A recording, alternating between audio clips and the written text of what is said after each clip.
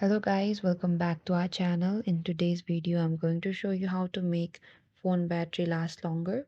To make your phone battery last longer, you can follow the steps and best practices. First, you have to reduce your screen brightness right above here on the notifications option.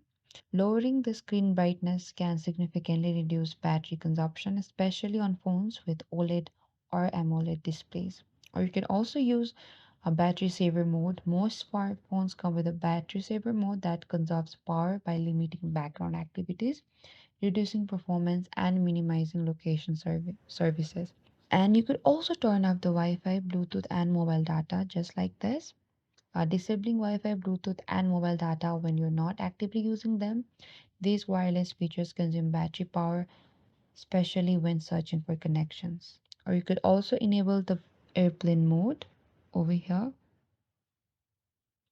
And when you're in an area with poor reception or don't need to use your phone for calls or data, switch to airplane mode. This disables all wireless connections, conserving battery power as well. And you could also keep your apps and operating system up to date, as developers often release updates that optimize battery performance and fix bugs that could drain battery life unnecessarily.